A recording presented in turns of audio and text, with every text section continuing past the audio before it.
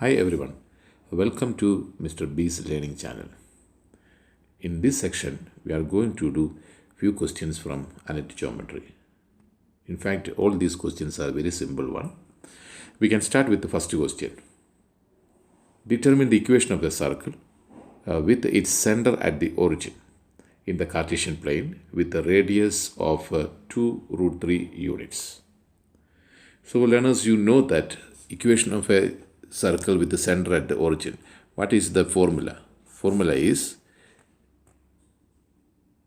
x square plus y square is equal to r square. If you see a circle with the center at the origin like this, center is at the origin, and only we need here what? The radius. Radius means center to the circumference of the circle, that distance, isn't it? And that radius is given. Okay, so it's just matter of substitution. So the answer is going to be x square plus y square is equal to, in the place of r, you have to write 2 square root of 3 all square.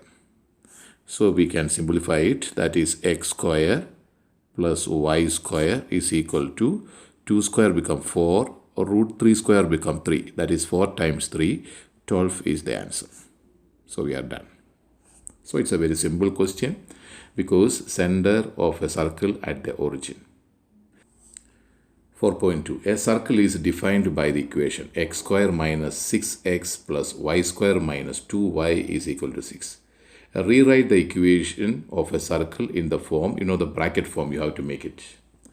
How do we do it? In the previous video, those who watched, you know that one. Okay, so you have to use completing the square to get this one in the bracket form. Then that is going to be the answer, right? So let me use completing the square. That is question number 4.2.1. 4.2.1. Let me write the equation x square minus 6x plus y square minus 2y is equal to 6. So when you apply completing the square, first thing that you have to do it, especially the equation of a circle. On the left hand side, make sure that x terms and y terms are there. Here in the question, they gave you like that. So you don't need to send any number to the other side. Already x terms and y terms are there. Now, you have to arrange it. Go to the quadratic expression in x, that is x square minus 6x. Something is missing, isn't it? What is that? The constant term is not there. You have to introduce. Similarly, to the y terms, y square minus 2y, here also constant term is not there. So when you think about the standard form of quadratic, so I have to get that number. How do you get? Look at the coefficient of x here. What is that? Minus 6. That minus 6 method is divided by 2, then square it. That's how we are finding that new number. So it's going to be 9, isn't it? So I'm introducing that one. That is x square minus 6x plus 9. I repeat once again, that new number, how did I get? Go to b. B means coefficient of x divided by 2, then square it. That's how we apply completing the square. Then same thing you have to do it for quadratic expression in y. That is y square minus 2y. Here what is b? Minus 2. Take minus 2 divided by 2, then square it. Okay, that is square of half of b. That's how we apply completing the square. So what do you get? Plus 1. So write it here. Then go to the right hand side. Already which number is there? 6 is there.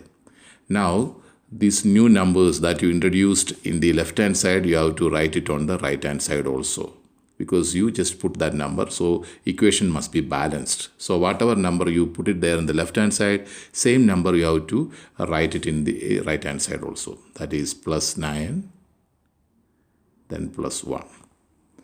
So we are done. See, now look at here. This is a complete quadratic form. Standard quadratic form. This one we can write it in bracket form. Just put a bracket with the x, square it. Now, after x, the symbol is going to be the symbol of b. What is that? Minus. then square root of c, that is going to be 3. Did you see that? Plus, then put bracket square, this bracket contains y. What will be the symbol after y? Symbol of b, what is that? Minus. Then square root of c, that is going to be 1, is equal to, this is going to be 16. You see that? So we are done. That is question number 4.2.1. We made it in the bracket form. Then 4.2.2. What is the question? Write down the coordinates of M, the center of the circle. It's a very simple question because already we made the equation in the bracket form. Just to look at and get the answer. By inspection, you will get the answer. So let me write the center. X value is going to be, see this one, that is 3. X minus A, that is minus A is 3. Then Y value is going to be y minus a. What is that? 1. So straight away like this. Instead of y minus 1, if it was y plus 1, then you should have written minus 1 here. You understand? So here already this, the one that you found in bracket form is already same like a standard form. Because standard form, you can see that here. Already inside the bracket minus is there. Instead of minus, if you see plus there, you have to take minus of that number. So we are done. That is the center of the circle. Easily we got it. Now next question, that is 4.2.3. What is the? Write down the length of the radius of the circle. It's also very simple because we already know the equation of the circle. This part is what? R square, right? So R square is equal to 16. Therefore R is equal to square root of 16, which will give you plus or minus 4. But radius, you know that it is positive. So R is equal to 4. Is it clear? Okay, now we can go to next question, that is 4.2.4. Let me use the next page. Okay, the next question is, a tangent PQ is drawn from the point P. P's coordinates are given, that is 6 minus 2, to the circle. So a tangent is drawn from the point P to the circle with the Q is the point of contact. That is the tangent touching the circle at the point Q. Calculate the length of the tangent PQ. You have to find the length from P to Q. So for doing this question, you have to first visualize this question. Let me draw a circle. See, I have drawn the circle. Now I have to make a tangent. That is the center of the circle that we found already. That is here. The points are 3, then 1. This is the center of the circle. Now I have to draw a tangent. Maybe something. See, I have to draw a tangent. This point is P. And this point of contact, tangent with the circle, is Q. And this one is M. Then you have to find the length PQ, that is from here to here. This length you have to find out. How do we find that length? You know that always radius and tangent perpendicular at the point of contact. Radius and tangent touching at Q. So angle between radius and tangent is always 90 degree perpendicular. And P's coordinates is already given, that is 6 minus 2, right? Now you are asked to find the length of PQ. Clear? Already we know the radius of the circle. What is that? It is 4. 4 is the radius of the circle. If I join the line M to P, that is like this. See? So you can see a right angle triangle, isn't it?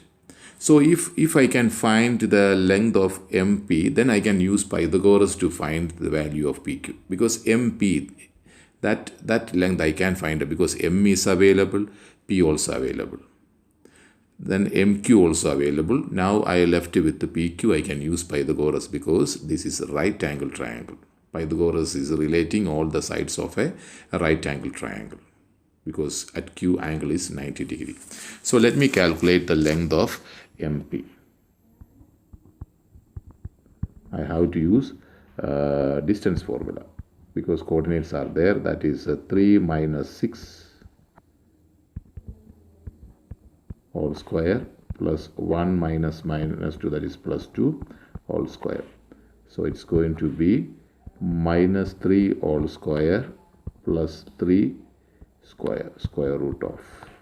So it's going to be what? Square root of 18, because this is 9, this is also 9, right? So when you simplify, this is going to be 3 root 2 units. You get it? Clear? And on MQ, we already know that what is MQ is the radius, that is 4. Clear?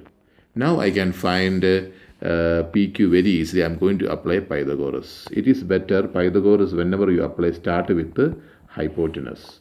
That is PM square is equal to MQ square plus PQ square. Then solve and find. Therefore, PM square is 3 root 2 whole square. And then MQ square is 4 square plus PQ square. So it's going to be PQ square is equal to, send 4 square. 4 square is going to be 16. That is 3 root 2 square minus 4 square. Sending 4 square other side, right? So 3 root 2 square is 3 square, 9 times 2, that is 18 minus 16. Is it clear? That is PQ square is equal to what? 2. Therefore, PQ is going to be square root of 2 units. Always when you find a length, don't forget to write units. Is it clear? This is how we are doing that question. So here the main thing that applied Pythagoras. So that rule, always at the point of contact, radius and tangent, they are perpendicular. Is it clear now? Okay. Now we can go to the next question. Okay, now look at this question 4.3. In the diagram below are two circles that touch each other externally at the point. I told you in the previous video, externally means touching at one point. Isn't it? Externally means touching two circles, touch at one point. Okay, and the conditions also I said in the previous video. Okay, and that point is given 20 over 13 and 95 over 13. The radius of the circle A is A with the center minus K5. So which means center is incomplete. X value is missing there. Definitely you have to find, one of the questions will be like that. And that radius is given, that is 6. Then the radius of the circle B, and B is given 2K10. That is what? 7, isn't it? So ABC is a straight line. From A to B, there if you draw a line, it will pass through C also. Okay, then what is the condition for two circles touch at one point or touch externally? Sum of their radii, that is AC plus CB or R1 plus R2 equal to the distance between their centers. You know that one, we discussed that one in the previous video. Please, those who did not watch, please go and watch that video. Then this question will be very easily. So what is our first question? Question number 4.3.1. If k is greater than 0, prove that gradient of AB is 5 over 12. Okay, so you have to find the gradient of AB. So for finding gradient, you need to know the value of k. We need 2 points, then only we can find gradient. So we are using that idea because here two circles are touching externally, which means their radii, that is R1 plus R2 must be equal to the distance between their centers, that is AB. We are using this idea to find the value of k because only one variable is here we have to find. So you need only one equation. R1 is 6, radius of the first circle, that is 6. Then R2 is 7 is equal to AB. I am using a distance formula. That is 2k minus minus, that is 2k plus k whole square plus 10 minus 5 whole square. Now simplify it. So this side is going to be 13. Then square root of, it's going to be 3k whole square plus 5 square. That is 13 is equal to square root of 9k square plus 25. Now I can square both sides because square we don't need it when you do the simplification. So because it's an equation, we can square both sides. So it's going to be 169 is equal to, I'm squaring the left hand side. Then right hand side, when I square it, it's going to be 9k square plus 25. You could have squared maybe 2-3 steps. Maybe you could have squared here or here. Anywhere you can square to remove the square root. So now I can find very easily, that is 9k square is equal to 169 minus 25. I'm sending 25 other side. 9k square is equal, that is 9k square is equal to, this one is going to be 144. Therefore, k square is equal to 144 divided by 9. Okay, that is going to be what? 16. Therefore, k is equal to square root of 16.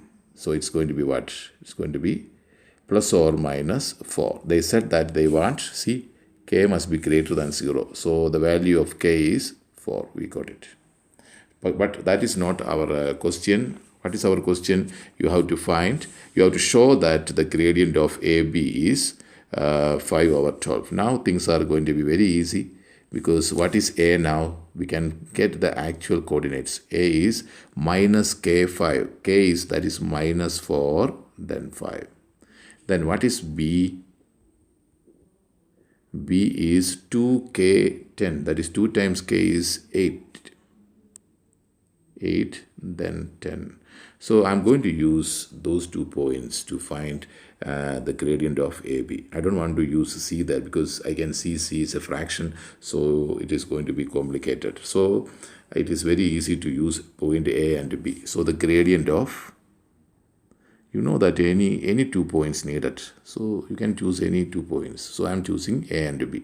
Gradient of AB is equal to y2 minus y1 divided by x2 minus x1, that is plus 4.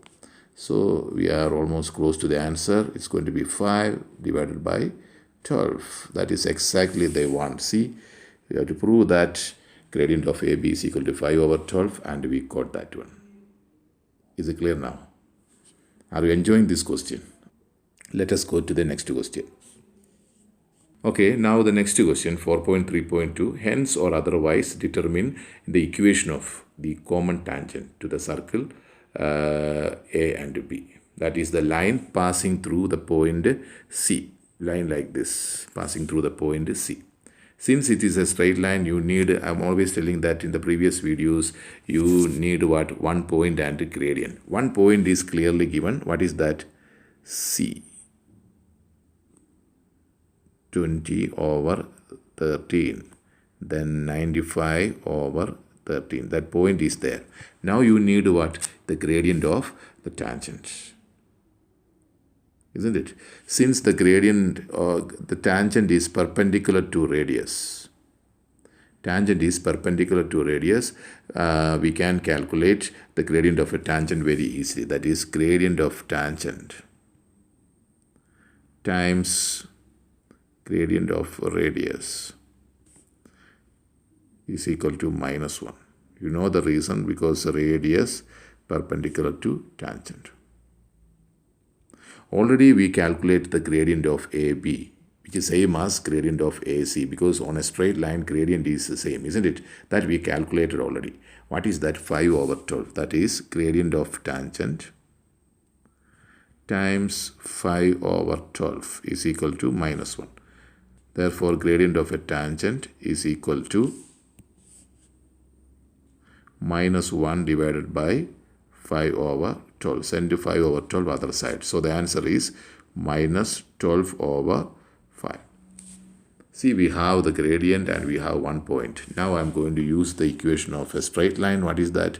Y minus y1 is equal to m times x minus x1. Substitute the point, that is y minus 95 over 13. That is the y value of the point, is equal to gradient is minus 12 over 5. X minus x1 is 20 over 13. Now simplify it. That is y minus 95 over 13. Open the bracket with the gradient, that is minus 12 over 5 times x. Then minus minus plus 240.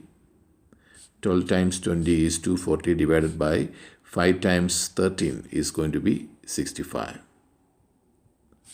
Therefore, the final answer is y is equal to, send minus 95 over 13 other side, that is minus 12 over 5x plus 240 over 65 plus 95 over 13.